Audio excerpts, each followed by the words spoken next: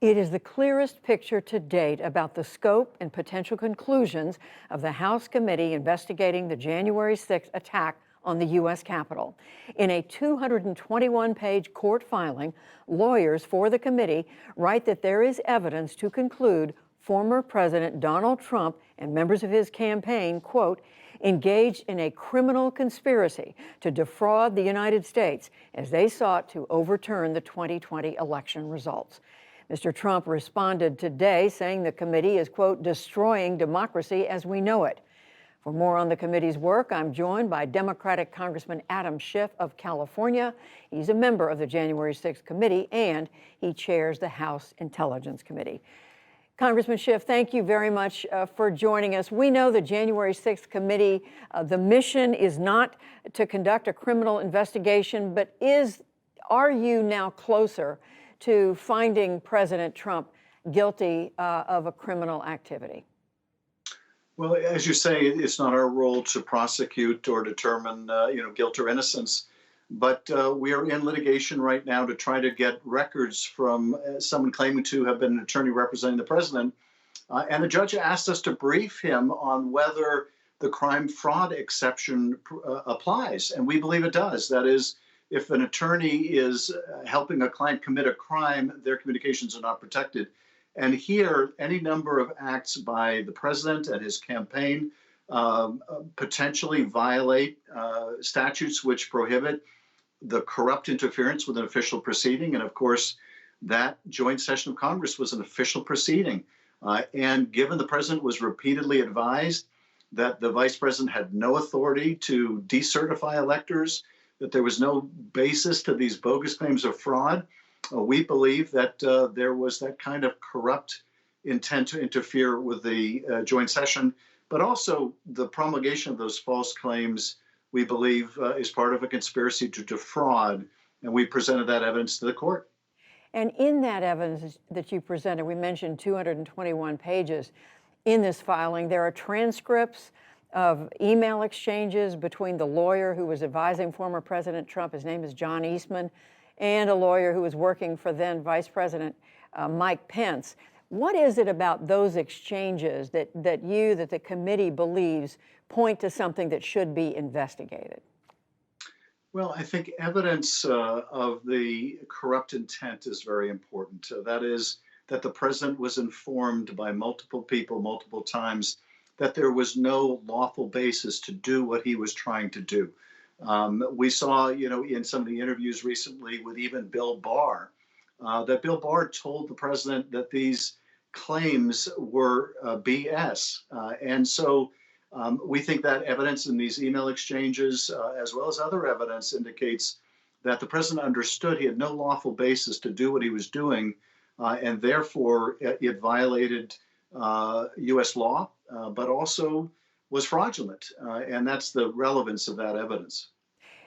I'm still trying to understand, and I want our audience to understand again, the January 6th committee is not engaged, this is not a criminal investigation, but it's very much about referring, mentioning in this filing, and then seeing that any criminal investigation that does take place has access to all the information that your committee is coming across in your work. Well, I would put it this way. The Justice Department has the obligation to determine if a crime is committed and whether anyone, including the former president, should be prosecuted. That's the department's job. They're not waiting for us to make a referral. That's not what the Justice Department does. Now, we may make a referral at the end of our investigation, but the Justice Department should be proceeding on its own. If there's credible evidence that the president or anyone else has committed a crime, they should be investigating it. And they shouldn't be waiting for us to do a report. They shouldn't be waiting for us to do that work, but they should be doing it on their own. Nevertheless, there are circumstances like this court filing where the issue of crime or fraud is relevant, and so we've addressed it. And at the end of the investigation, we may choose to make a criminal referral. And for all you know, Congressman Schiff, the Justice Department may well be investigating this. Is that right?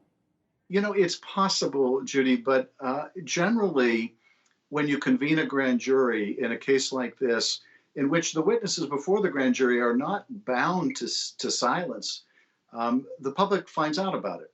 And so even though the department doesn't talk about it, the public becomes aware of it. We don't see anything like that happening regarding certain key things. I would point to, for example, the president on the phone with the Secretary of State in Georgia, trying to get the secretary to find 11,780 votes that don't exist. That's a recorded conversation. There's no sign of a grand jury, a federal grand jury in Atlanta, only a local district attorney's office investigation. I don't understand why that's the case. So that does concern me. And but talking about it openly as you are, do you think can influence course of events? I don't know, but I do think that there are probably many people within the Justice Department who are concerned.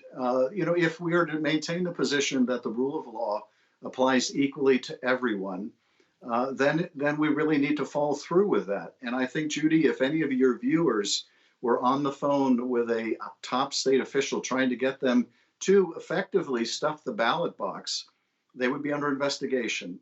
And I feel, duty bound to be open about that. I spent almost 6 years with that department. I venerate it. And I think we need to uphold that idea that no one is above the law, including former presidents.